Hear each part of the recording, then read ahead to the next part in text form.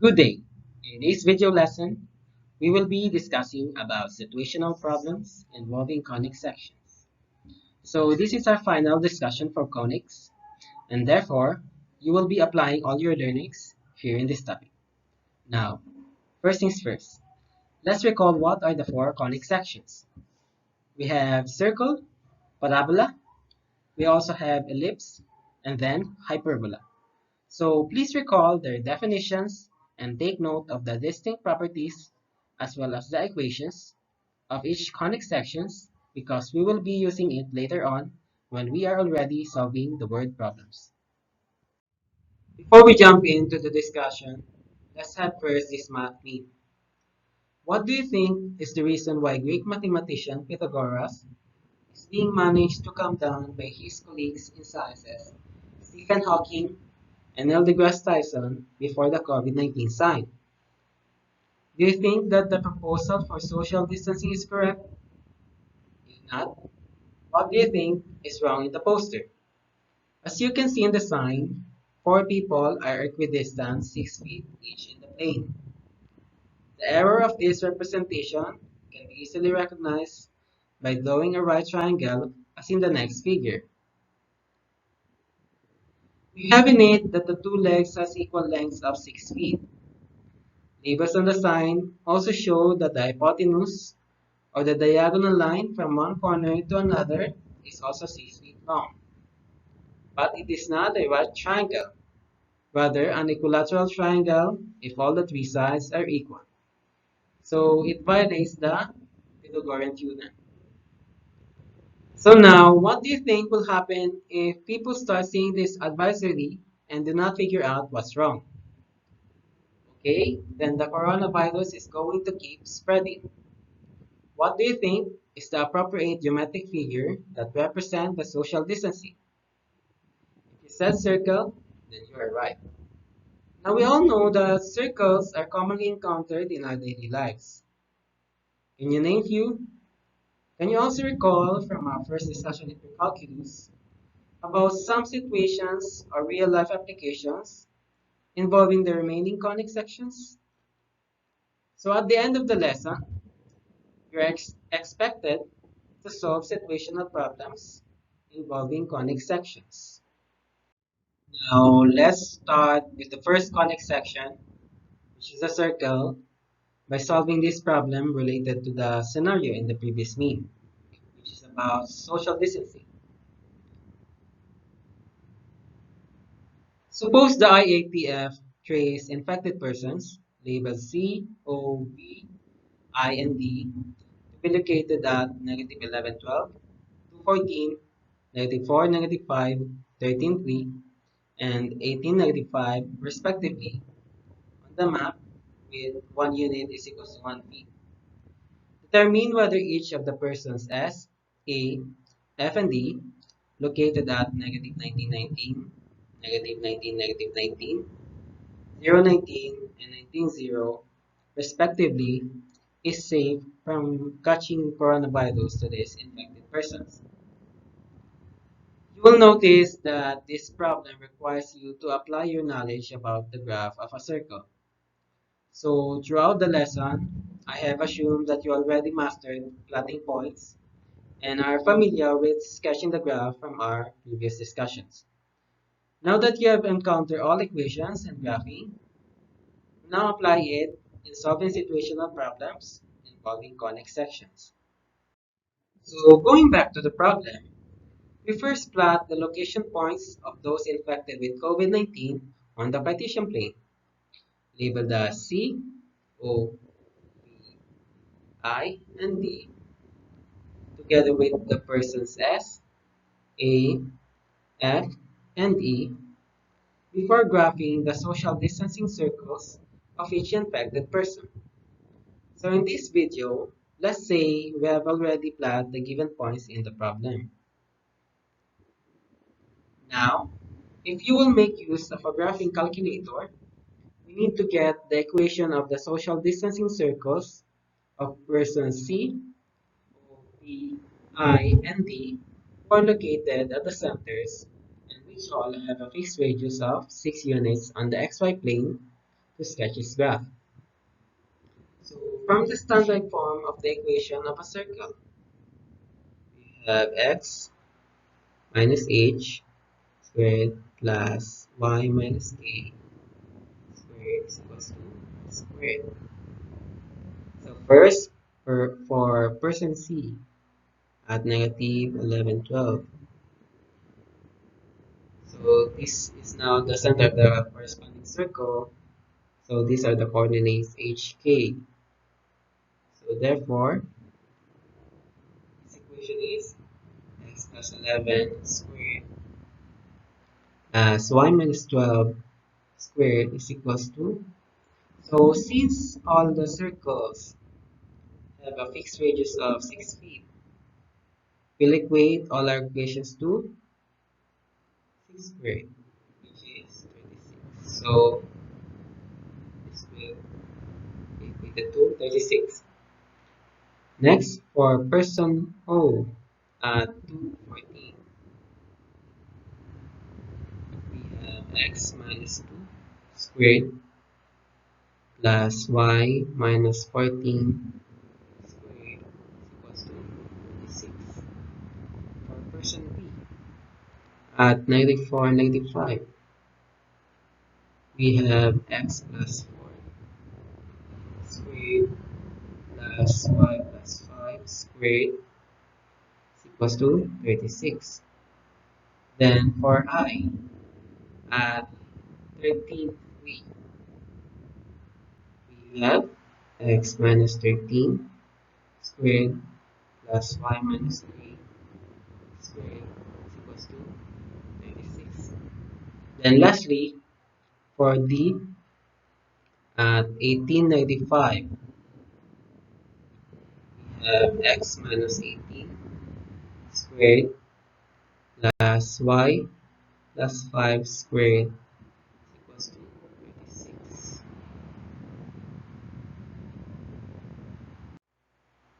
Also, you can already sketch this graph without knowing the equations of these social distancing circles by connecting with a curved line all the points of distance 6 units from each location of the impacted persons. So upon sketching the graph, we have for person C, for O, for V, for I, and so we now consider those points outside the range as safe and those inside the range not safe. Therefore, person S is safe,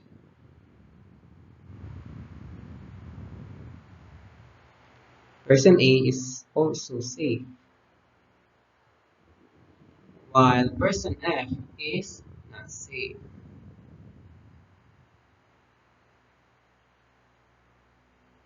And also, E is not safe.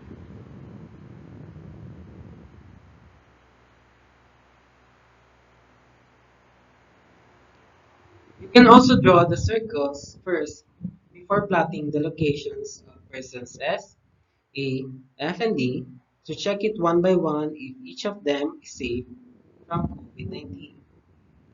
Another method is to get the distances from each point and compare it to 6 feet, which is the radius of the social distancing circle. But this approach requires long solution.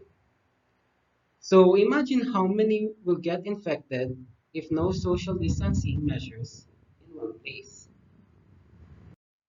Okay, any individual who want to be 6 feet away from a person infected should position themselves somewhere on a circle that has the infected person at its center and the radius of 6 feet.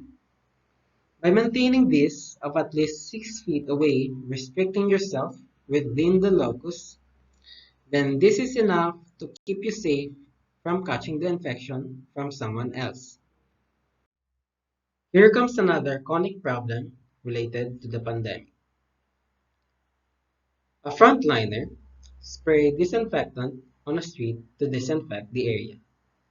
He holds the hose 3 feet above the ground with the hoses opening as the vertex and the chemical liquid flow following a parabolic path.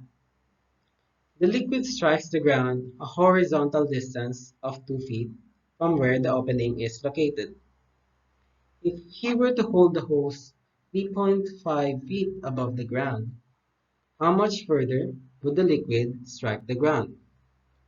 So whenever you are given word problems like this, you have to identify what kind of conic section is involved. So is it a circle, parabola, ellipse, or hyperbola? Sometimes it is explicitly mentioned, but there are times that you just have to find keywords for you to determine the type of conic section involved. So by looking at this word problem, so we can take this word parabolic. Okay? So that means we're dealing with parabolas. So that means we will be using the concept of parabola in answering this particular word problem. So after you identify the type of conic section, you have to illustrate. Okay, so when you are illustrating, it is helpful if you will put it in a Cartesian plane so that we can identify some things that we can use in order to solve. Okay, so again, we have a parabolic path of the liquid. And let's say we will put it in a Cartesian plane. So like this one. So this red curve here, this is the path of the disinfectant. So as you can see, it's in the shape of a parabola. You can place it wherever you want, but it's easier if you will place the conic referring to the origin.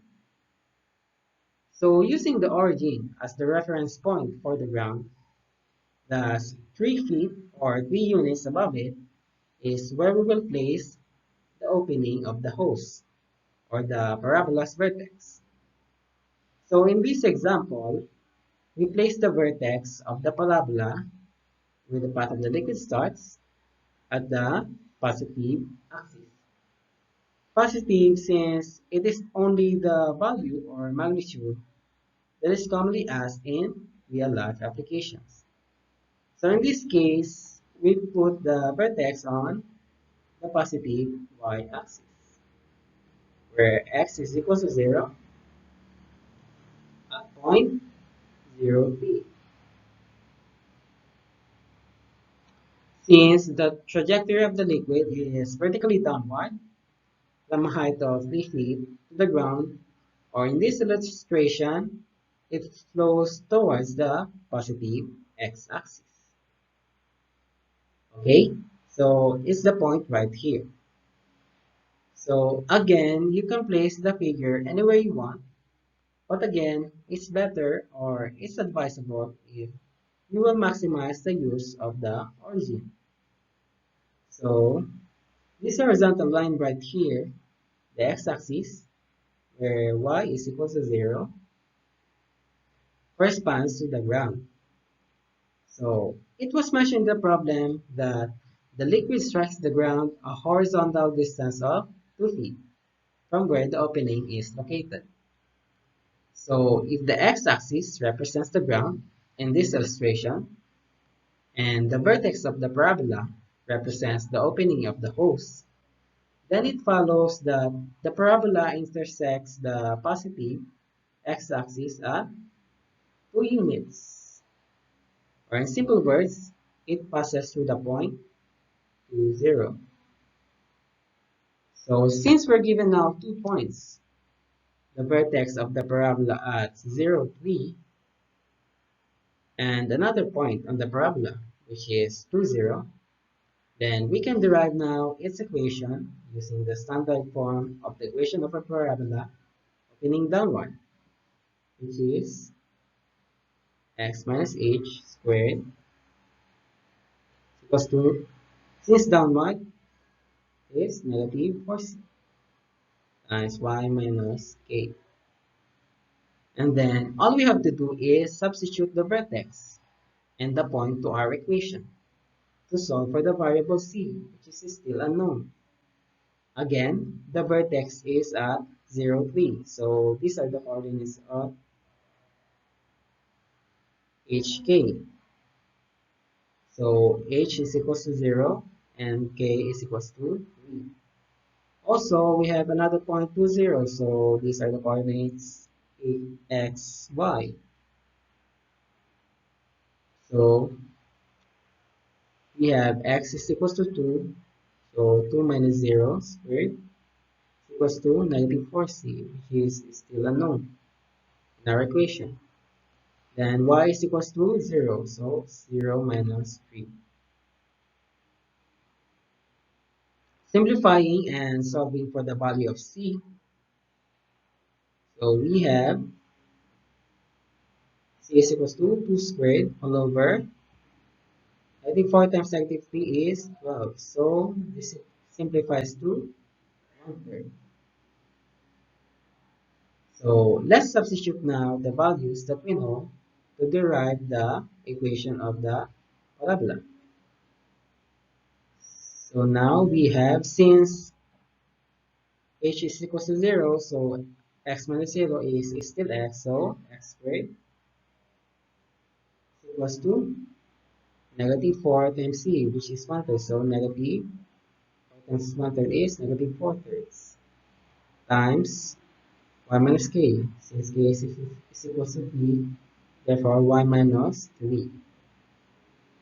So this is now the equation of the parabola that represents the chemical liquid or the disinfectant. Now, the question is, if he were to hold the hose 3.5 feet above the ground, how much further would the liquid strike the ground? So we can draw again another parabola here with the same curvature from the previous one, which represents again the path of the liquid flowing from the hose but in a different position, with vertex at 3.5 units above the x-axis. So at point 0, 3.5. Or we use again the same old parabola where vertex remains at 0, 3, but the line that represents the ground will be shifted to y is equals to negative zero point 0.5. Since the liquid will now strike at 3.5 feet above the ground, so overall, this must be 3.5. So we just need an additional zero point 0.5 here from the initial height of 3 feet. So what's being asked here in the problem is the additional, or from the word further, the added distance that it will cover by increasing the height by zero point 0.5 feet. So we need to consider this point right here to where the liquid strikes the ground with y is equals to negative zero point 0.5 and a known value of x. So therefore, this point here is x negative zero point 0.5. So from the equation of the parabola, this gives x equals to the square root of negative 4/3 times negative zero point 0.5 minus 3. So calculating for the value of x, we have x is equals to square root of 42 over 3. So we simply subtract it by 2 feet, the initial distance covered by the liquid as mentioned earlier, to find the remaining horizontal distance it needs to travel before striking the ground. So we subtract it by 2 feet. So this must be in feet. For calculating, this is approximately equal to 0.61. So this is the horizontal distance the liquid will further travel to strike the ground. So that's the answer to our problem. Let's solve again more problems for the remaining conic sections, but this time in other real-life applications, for you to be familiar with different situations that you may encounter in solving word problems involving conic sections. Okay? But before that, are you familiar with this place? Do you know that this is the longest elliptical shaped tunnel here in the Philippines? Okay, so Kaibang Tunnel is a hole first under Mount Pico de Loro, connecting towns of Ternate, Cavite and Nasugbu, Batangas. Locals from nearby towns flock to this place to enjoy the cold weather and the beautiful scenery. So having said that, we now move on to our next problem. Kaibang Tunnel, the Philippines' longest subterranean road tunnel, has the shape of a semi-ellipse and with a vertical clearance of about 16 feet. What must be its height at the center for a passing track 12 feet wide to be able to fit through the tunnel? Round off your answer to the whole number. So we have this word semi-ellipse. So that means we will be using the concepts that is involved with ellipse in order to solve this word problem. So our tunnel here must be in the shape of half of an horizontal ellipse, with half of the base longer than its height at the center, because that is only the possible shape of a semi-elliptic tunnel in real life. We also have this term, vertical clearance. So if you don't know the meaning of vertical clearance, it is the unobstructed vertical height inside the tunnel. So it was mentioned that this measures about 16 feet, but in reality, it's actually 4.85 meters or 15.91 feet to be more accurate, according to an article about this famous tunnel in the Philippines. So now, from the question, the problem is asking for the height of the tunnel at the center. If there will pass a track that is going to fit through the tunnel. So let's say, of course, a track is commonly rectangular in shape. So again, if you will try to visualize this situation, this will look like a semi-ellipse with the largest rectangle inscribed in it. So to visualize it, it is better if you will be able to illustrate it on the partition plane so that we can identify certain points based on the values given for us to find what's being asked in the problem. So if we will simply illustrate it, it will be like this one. So as you can see in the figure, we have placed the center of the ellipse on the origin. So again, it is advisable if you will maximize the use of the origin in illustrating the conic section involved in a situational problem, so that we can solve it easier and faster. So its base will be on the x-axis. So it was assumed that it is 36 feet across. So we will be having 18 feet on both sides.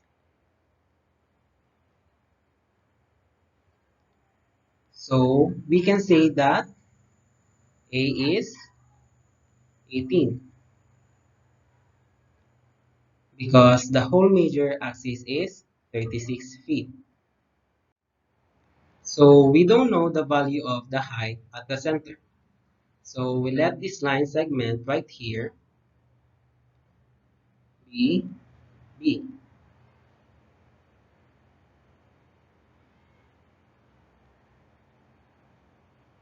which represents the length of the semi-minor axis in an ellipse. So therefore, we will be using the standard form of the equation of a horizontal ellipse. So we have x minus h squared all over a squared plus y minus k squared all over b squared equals to 1. We know that the center is at 0, 0. A is 18 and b unknown. Therefore, we have so x squared all over 18 squared plus y squared all over b squared, which is unknown. Is equals to 1. Simplifying this, we have x squared all over 18 squared is 324 plus y squared all over b squared is equals to 1. So this is now the equation that represents the tunnel. If we will continue this is a full ellipse. So let's say this rectangle, this blue one right here, represents the track. If you will inscribe it in a semi-ellipse, it will be like this one. So we know that this passing track, which fits through the tunnel, should be 12 feet wide. So the semi-minor axis of the ellipse divides it into two. So we have 6 feet on each side.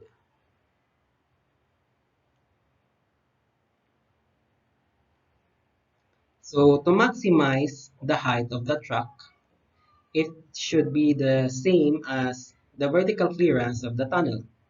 So the corners of the track, as shown in the figure, would have to just touch the ellipse.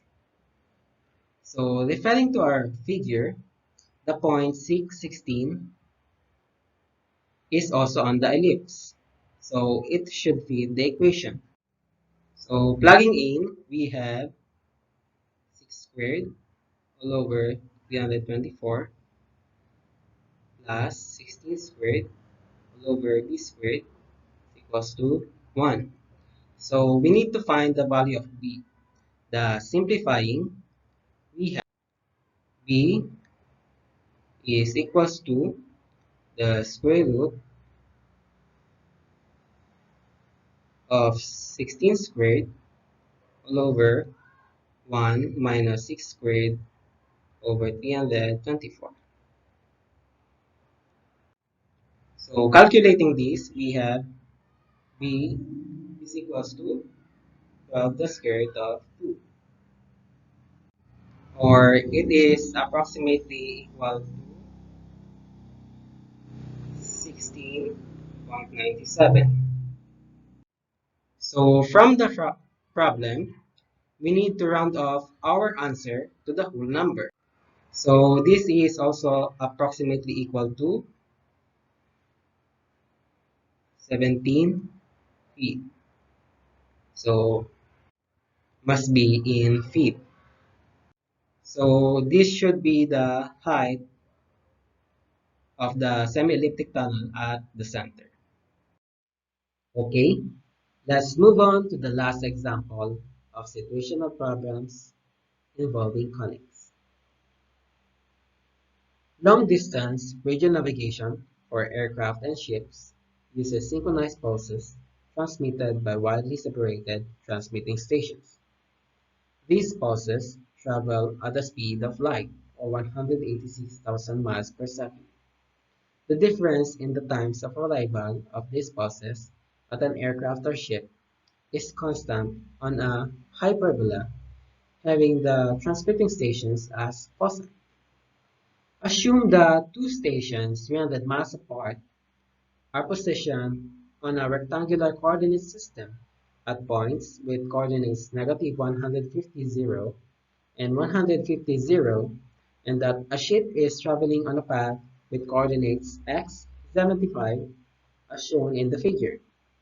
Find the x-coordinate of the position of the ship if the time difference between the pulses from the transmitting stations is 1000 microseconds or 0.001 second. So we have here an interesting and important application of the hyperbola, the long distance radio navigation, or commonly known as the LoRaN or long range navigation. So it uses the principle of the hyperbola to locate the position of a ship or an airplane.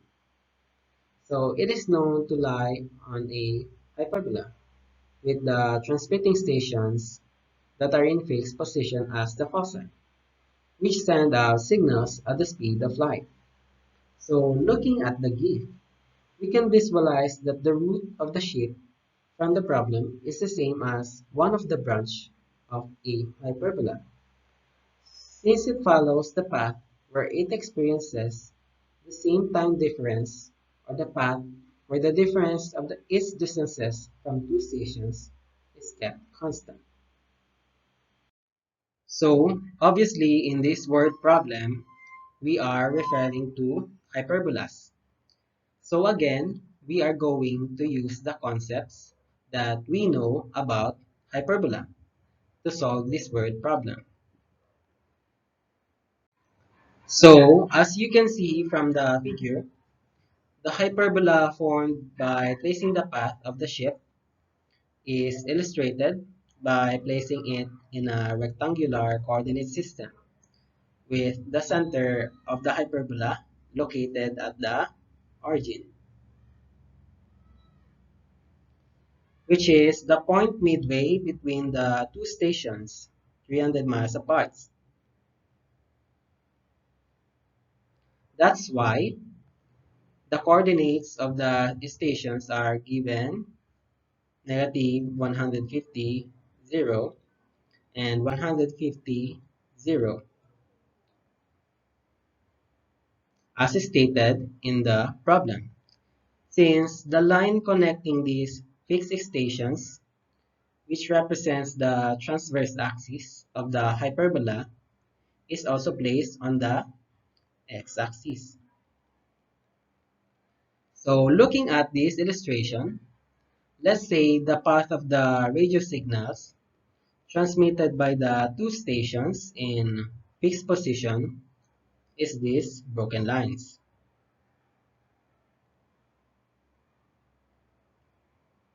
So it was mentioned in the problem that the times when it received the pulses transmitted by each station differ by a certain constant, with absolute value around the difference so that it is always positive. So the locations or instantaneous positions that the time differences experienced by the ship are always equal to a constant value is then its path as it navigates at the sea. So that's why, if you will recall the definition of hyperbola, that this path, which is then a curved line, is in fact one of the branches of a hyperbola. And in this figure, it is on the right. Now, in this problem, our task is to find the x-coordinate of the position of the ship from the figure at x 75. So with that, we have to use the formula or equation for horizontal hyperbola, since the transverse axis of the hyperbola is also the x-axis. So we have x minus h squared all over a squared minus y minus k squared all over b squared is equals to 1. Now, it is centered at the origin. So that means we will be using x squared all over a squared minus y squared all over b squared is equals to 1. Again, we use this formula because the transverse axis of the hyperbola is horizontal. So we need to find the values for a and b.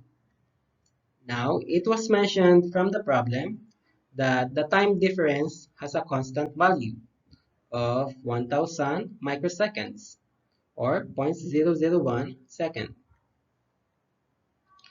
Since the difference between times of arrival of the pulses at the ship is constant, multiplying it with the constant rate or speed of the travel of these pulses will give us also the constant difference of distances from the ship in every locations to each transmitting station. So it was also given in the problem that this rate is equal to the speed of light or 186,000 miles per second. Therefore, if we let this be d sub 1 and this one also be d sub 2, then absolute value of d sub 1 minus d sub 2 is equals to the product of 0.001 second times 186,000 miles per second. Absolute value because recalling the definition of hyperbola, our only concern here is the magnitude of the constant difference. But since the point or location of the ship is on the right, then we can rewrite this at d sub 1 minus d sub 2. Since d sub 1 is always greater than d sub 2 here, so it is equals to multiplying the units second will be cancelled.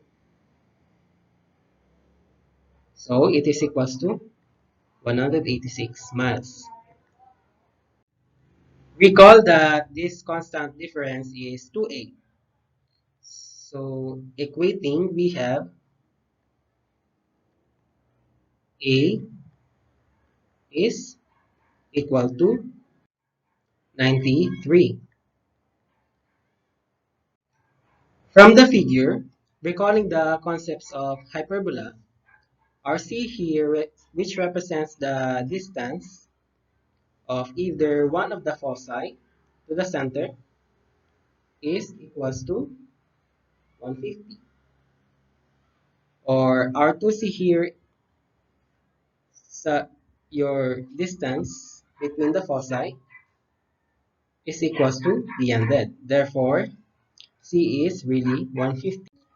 Now, we can find the value of b from c squared is equals to a squared plus b squared. So we have b is equals to the square root of 150 squared minus 93 squared. So it is equals to the square root of 13,851. Again, our goal here is to find the equation of the hyperbola. So from the values that we found, we have x squared all over 93 squared minus y squared all over 13851 is equals to 1. So simplifying, the equation is x squared all over 8,649 minus y squared all over 13851 is equals to 1. Now, after that, we have to identify what will be the value of x given that y is 75. Again, this point right here, which is x 75, is part of the hyperbola. So we can use this equation to identify the value of x. So y is 75. We have to know what is the value of x. So now let's substitute.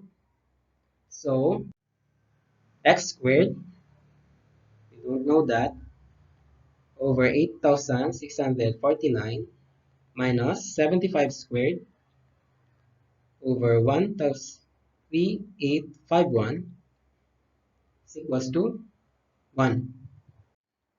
So solving for x, we have the square root of 8,649 times 1 plus 75 squared all over 13,851. So we have the estimated value for that. So x is approximately equal to 110.28. So we have now the x coordinate of the position of the ship. You now have an idea on how you will solve situational problems involving conic sections. Okay then, as a practice, let's see if you'll be able to solve this random problem. Pause this video after I read this particular word problem and I will give you 5 minutes to answer. Statuary Hall is an elliptical room in the United States Capitol in Washington, D.C. The room is also called the Whispering Gallery because a person standing at one focus of the room can hear even a whisper spoken by a person standing at the other focus. This occurs because any sound that is emitted from one focus of an ellipse will reflect off the side of the ellipse to the other focus. Statuary Hall is 46 feet wide and 97 feet long. How far apart are the two foci? Okay, so let's now discuss the solution to check if you got the correct answer. We have here a whispering gallery. This is a real-life example of an ellipse. So it is an enclosure or room where whispers can be clearly heard in some parts of the gallery. Such a gallery can be constructed by making its ceiling in the shape of a semi-ellipse. So if a person stands at one focus and speaks or even whispers, the sound that is made bounces off the ceiling and gets reflected to the other focus. Thus, if two people stand at a foci, ignoring their heights, they will be able to hear each other.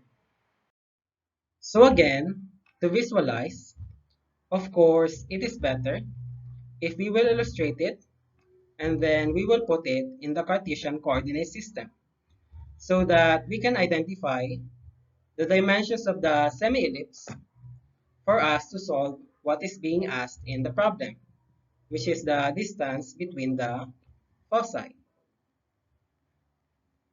So let's say we have here this one. This is the Cartesian plane, and then this curve here, this one right here, this is the whispering gallery. So as you can see, we use again the origin as the center with the floor of the room on the x-axis. So again, it is better if you will maximize the use of the origin so that we can solve it easier. So the width here is also equivalent to the height of the semi-ellipse at the center. wherein the point on the ceiling, right above the center, is the covertex of the ellipse. If we will continue this is a whole ellipse. So after that, we now compute the value of C, or 2C, which is the distance between the foci. Remember that C represents the focal length, or the distance of each foci of an ellipse to its center. We need first to identify the value of A and B. Remember, A represents half of our major axis, and B represents half our minor axis. Since this is a horizontal ellipse, our major axis is also horizontal. So this one. This is our horizontal axis. And half of this, which is this one, is 48.5. So we can say that A is 48.5 because the whole base is 97. For B, we know that this is for the minor axis. So the minor axis is vertical. So this segment right here is half of our minor axis. Since our figure is a semi-ellipse, and this one is 46, so B is 46. Using these values that we know, let's use this and substitute to our formula that relates the quantities A, B, and C. Recall that it is A squared is equals to B squared plus C squared. So C squared is equals to 48.5 squared minus 46 squared. So calculating this, it is 236.25. So computing for the positive square root, so C is equals to V, the square root of 105 all over 2. So we need to find the distance between the foci. So recall that it is equals to 2C. So calculating, we have 2C is equals to 2 times 3 times the square root of 105 over 2. So 2 will be cancelled. Therefore, the value of 2C is equals to 3 the square root of 105, or approximately equal to 30.74. So this must be in feet. So that is our final answer. How did you do our activity? If your answer is correct, great job. It means you now understand how to solve situational problems in conics. If not, don't worry. You still can try in our next game called Choose Your Iconic Field.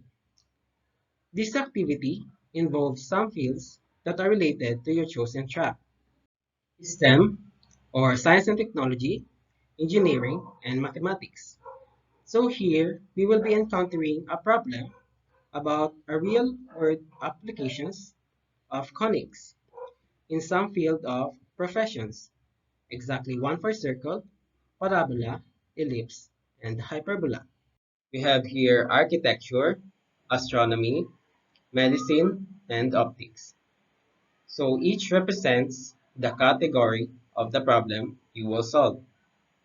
I will give you first 10 seconds to choose the icon representing the field that you think you can answer its corresponding problem. Let's start.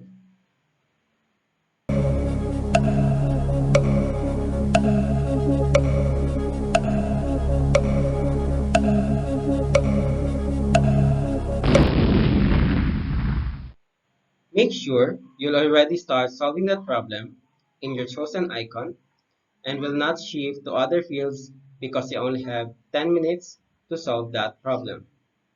Now that you have chosen, let's now look at the problem corresponding to your chosen field. So are we good? Ready?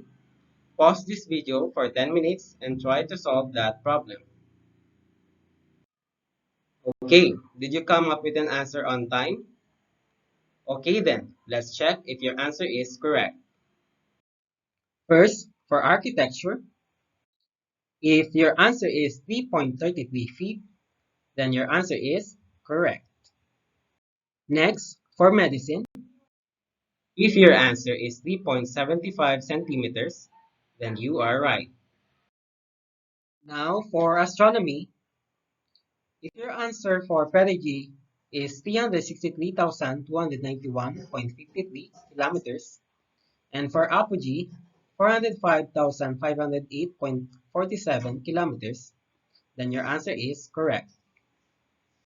And lastly, for optics, if your answer is negative 12 plus 12 square root of 5, 0, then your answer is correct. So that ends our discussion for conics. And before we end this video, I will give you first an assignment. Remember the math meme we interpreted at the start of our discussion? Your assignment now is to create your own, similar to that one, but this time with application of concepts related to conics. You are going to put some of your learnings in our previous discussion here in this meme. So here are some of the examples for your guide. For circle, for parabola, for ellipse, and then hyperbola. So here is our rubric for math meme. So that's it for today. I hope you learned something about solving situational problems involving conic sections. And until next time.